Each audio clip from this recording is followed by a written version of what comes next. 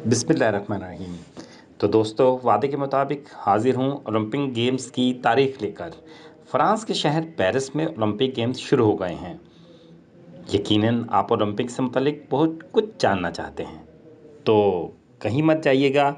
आपको मुकम्मल मालूमात मिलने वाली हैं इस वीडियो में। तो चलिए आपको लिए चलते हैं 7वीं सदी में। ओलंपिक का यूं तो आगाज़ 776 कबल मसीह में हुआ। यूनान के शहर ओलंपिया में हुआ था, जब यूनानियों ने अपने देवता हरकुलिस ज़ियोस की ताज़ीम में खेलों के इवेंट का आगाज़ किया। पहले 13 ओलंपिक्स में सिर्फ एक ही मुकाबला हुआ करता था, और वो था स्टेडियम रेस, यानी स्टेडियम की लंबाई के बराबर दौड़ लगाई जाती थी। अब ज़रा वापस आ जाइए और पहुंच जाइए 19वीं सदी में।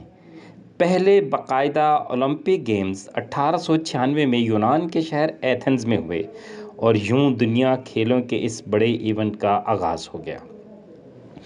1924 और 1992 तक सरमाई और गरमाई ओलंपिक गेम्स एक साथ ही हुआ करते थे, लेकिन 92 के बाद इसे अलग अलग कर दिया गया। 1940 और 1944 में गेम्स दूसरे जंग अजीम के बाइस ना हो सके। तो अब बात करते हैं ओलंपिक गेम्स के लोगों पर। आप जानते हैं कि अक्सर ओलंपिक गेम्स के, बल्कि हर ओलंपिक गेम्स का लोगो 5 दायरों पर मुश्तमिल होता है।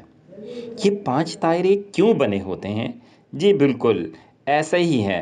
हर ओलंपिक गेम्स का लोगो ये 5 दायरे ही होते हैं। ये दायरे असल में 5 आबाद बर्र-ए-आज़मों की निशानदेही करते हैं। इनमें यूरेशिया, अफ्रीका, अमरीका, अंटार्कटिका, ऑस्ट्रेलिया शामिल हैं, जबकि इनके रिंग्स मुख्तलिफ ममालिक के झंडों के रंगों को ज़ाहिर करते हैं। इन रिंग्स को फ्रांसीसी बैरन डी फ्रेडे ने 1912 में डिज़ाइन किया। 1914 में मंजूरी हुई और 1916 में इसका इस्तेमाल होना था, लेकिन बदकिस्मती से जंग अजीम के बाइस इसे इस्तेमाल ना किया जा सका, और बिलाखिर इन रिंग्स का इस्तेमाल 1920 को बेल्जियम के इंटोरम गेम्स में हुआ। अब आप सोच रहे होंगे कि ओलंपिक विलेज क्या होता है। ये दर हकीकत एक आर्जी शहर है जहां पर ओलंपिक गेम्स होते हैं। इस स्टेडियम के करीब खिलाड़ियों की रिहाइश के लिए इसे बना दिया जाता है, ताकि खिलाड़ी बआसानी स्टेडियम में आ जा सकें। पहला ओलंपिक विलेज अमेरिका के शहर लॉस एंजलिस में होने वाले ओलंपिक गेम्स के मौका पर 1932 यानी 1932 में बनाया गया। शुरू शुरू में ये सिर्फ मर्दों के लिए था, लेकिन बाद में 1956 में ख़वातीन के लिए भी ओलंपिक विलेज बना दिया गया। ओलंपिक्स में मेडल जीतने के लिए एथलीट्स सख्त मेहनत करते होंगे। नाज़रीन, आपने देखा तो है कि ये एथलीट्स किस तरह पसीना और आंसू बहाते हैं और किस तरह की कुर्बानियाँ देते हैं, लेकिन बिलाखिर ये तमगा जीतने के बाद एक लम्हे के लिए वो ये ज़रूर सोचते होंगे, इस कीमती धात के बने तगमे की असल कीमत क्या है। इस कीमती धात के बने तमगे की असल कीमत क्या है? तो आइए आपके सामने एक इंकशाफ करते हैं। ये सुनकर आपको हैरत होगी कि ये नाम का गोल्ड मेडल होता है। इसमें 92% तो चांदी शामिल होती है, जबकि सिर्फ 6% सोना शामिल किया जाता है। अब एक नज़र डालते हैं 2024 के पेरिस ओलंपिक गेम्स में, जो इस वक्त जारी हैं।